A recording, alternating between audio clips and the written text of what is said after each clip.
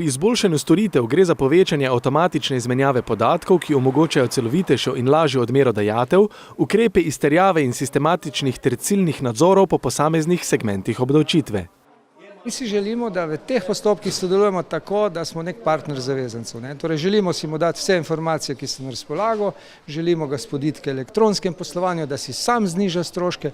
Imamo namreč veliko podatkov, ko ljudje ali tudi podjetja poslujejo bančno, elektronsko, na davčni strani pa fizično. Ni potrebno, to je za njih dražje in izguba časa. In današnji dan je namenjen tudi temu, da jih ozavestimo. Danes je imel Finančni urad Maribor dan odprtih vrat, predvsem iz razloga, da vplivajo na mlade, ki bodo enkrat tudi sami postali davčni zavezanci. Idejo je podprl tudi mariborski župan. Zelo fajn, da na en tak malo bolj sproščujoč način informirajo javnost o pomenu plačevanja davkov in ker konec koncev občina živi tudi od tega, s pomočjo države. Kljub vsemu v Sloveniji še vedno prevladuje občutek, da Finančni urad dosledno kaznuje predvsem manjše prekrškarje, medtem ko dolžniki visokih kvot ostajajo nekaznovani. Da je v javnosti občutek neuspešnosti, je to posledica tega, da postopki tečejo in da mora biti se je dolžnik spretno izognil, torej prodal premoženje, odtujil in v tej fazi pač nima premoženja, s katerega bi lahko prisilno poplačali dajatev. Tako da pa ne bi obvladovali velikih dolžnikov, se pa ne bi strinjal.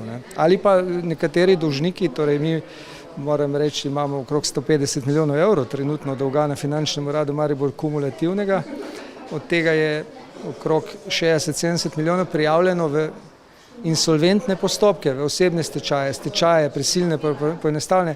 Torej, mi smo te dajatve, dolgove prijavili in z njimi zdaj upravlja sodišče in v tem delu pač postopki naši več ne tečejo. In še bi seveda lahko našteval takih zgodb.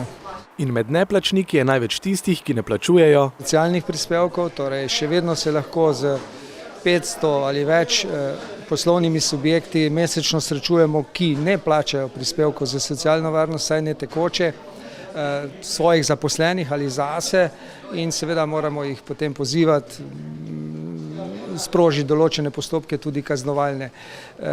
To število se sicer zmanjšuje, vendar tudi 500 takšnih zavezancev v našem območju je preveč. Finančni urad oziroma finančna uprava se ukvarja tudi s preprečevanjem tihotapljenja nedovoljenih snovi v našo državo. Ja, največ zasežemo tobačnih izdelkov in tobaka in pa potem na drugem mestu je že marihuana. Po besedah Vindiša gre pri tihotapcih večinoma za tuje državljane, ki državo zaradi svoje kriminalne dejavnosti letno prikrašajo za nekaj milijonov trošarinskih dajatev.